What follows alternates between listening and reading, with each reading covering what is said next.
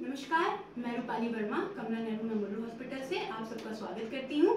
आज हमारे साथ कमला नेहरू मेमोरियल हॉस्पिटल के कैंसर विभाग से कैंसर विशेषज्ञ डॉक्टर मनीषा टंडन मैम हैं।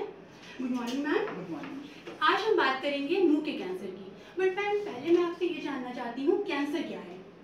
देखिए, कैंसर एक इस तरीके की बीमारी है, अगर हम इसको साधारण भाषा में समझें, जैसे कि शरीर का जब विकास होता है तो एक कोशिका डिवाइड होती है दो में, 2 से 4, 4 से 8, ऐसे एक क्रम में विभाजन होता है। लेकिन कैंसर के पेशेंट में कुछ कारणों की वजह से जो कोशिका है वो बहुत तेजी से डिवाइड होने लगती है, और जब बहुत तेजी से डिवाइड होती है तो जो भी सेल का विकास होता है वो ढंग से नहीं हो पाता है। जैसे मान लीजिए 2 से 100 बनी, 100 से 1000 बनी, 1000 से लाख कोशिकाएं बन जाती हैं। तो इस तरीके से ये एक गांठ का रूप ले लेती है। दूसरा, मैं यहाँ पर एक चीज़ और बताना चाहूँगी कि हर गांठ कैंसर की गांठ नहीं होती है। हम 2 तरह की गांठ मानते हैं। आपने भी देखा होगा, बहुत सी गांठें सालों हम लोग के शरीर में पड़ी रहती हैं। तो और लेकिन कुछ गांठें ऐसी होती हैं कि एकदम से आई और वो बहुत तेजी से बढ़ने लगती हैं, या कोई आपके मुंह में घाव हुआ या कोई दिक्कत हुई जो बहुत तेजी से बढ़ रही है, उसमें दर्द नहीं है। तो ये 2 मेन लक्षण उसके रहते हैं कैंसर के। जी मैम, जैसे कि मैम ने 2 लक्षण बताए मुंह के कैंसर के। मैम, मैं जानना चाहती हूँ, मुंह के कैंसर के कारण क्या होंगे? अगर हम अपने इस एरिया में देखें तो सबसे बड़ा जो कारण है वो है तंबाकू। अगर मैं ये देखूं कि अगर मेरे पास 100 मरीज आ रहे हैं तो उसमें से 90 मरीज वो हैं जो तंबाकू का सेवन करते हैं किसी न किसी रूप में।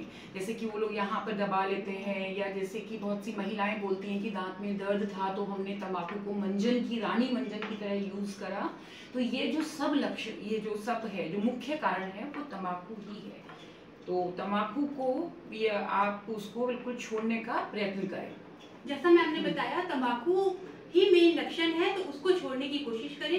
मैम, तीसरा अगर मैं प्रश्न पूछूं तो मैम, जैसे कि कुछ ऐसे मरीज होते हैं जो शुरुआत ही में आ जाए अगर, तो कितने प्रतिशत है कि वो ठीक हो सकते हैं? देखिए, मान लीजिए आपका जैसे कि मुंह खुलना कम हो गया है, दूसरा ये है कि मुंह में कोई घाव है, आपकी जीभ नहीं बाहर आ पा रही है, आपको खाने में दिक्कत हो रही है, उसके बाद आपकी आवाज़ अगर चेंज हो गई है, मुंह में सफ़ेद और काले रंग के धब्बे आ गए हैं, तो आप वो समझ जाएंगे कि ये कुछ नॉर्मल से अलग हटके है और जो जा नहीं रहा है किसी भी वजह से। मान लीजिए आपने कहीं लोकल दवाई ली, उससे आपको आराम नहीं मिल रहा है और ये तेजी से बढ़ता चला जा रहा है। इस तरह के अगर आपको लक्षण दिखें तो आप कृपया करके अपने जो भी नज़दीकी अस्पताल है वहाँ जाकर आप ज़रूर दिखाएं, क्योंकि इसको अगर हम शुरुआती दौर में ही पकड़ लेंगे तो इलाज करना बहुत आसान रहता है। तो हम एक ही, जैसे मान लीजिए ऑपरेशन ही करा तो उसी से हमारे मरीज ठीक हो जाते हैं। तो जो मरीज शुरुआती दौर में आते हैं, मान लीजिए कि अगर 100 मरीज पहली स्टेज या दूसरी स्टेज में आए तो 60 से 70% मरीज उम्र भर के लिए ठीक हो जाते हैं। और वही अगर आप इग्नोर करते रहे या आप डरते रहे कैंसर के नाम से, तो जब आप तीसरी चौथी स्टेज में आते हैं तो एक तो आपको सफरिंग ज़्यादा हो जाती है, आपको दिक्कत ज़्यादा होती है, आपका पैसा ज़्यादा खर्च होता है, इलाज भी बढ़ जाता है, और जो हम मरीजों को जो ठीक कर पाते हैं वो 30 के करीब, 20 से 30% मरीजों को ही हम ठीक कर पाते हैं। तो ये बहुत ज़रूरी है कि आप समय पर अस्पताल आएँ। जैसा कि मैम ने बताया, समय पे शुरुआती लक्षणों को जानते हुए आप अस्पताल आएं और अपनी जांच कराएं। कैंसर से डरे नहीं, लड़ें, क्योंकि इसका इलाज है और आप जल्द से जल्द आएंगे तो इसका इलाज बिल्कुल हो सकता है। मैम, मैं आपसे थैंक यू कहना चाहती हूँ इसके लिए, जानकारी के लिए। Thank you ma'am.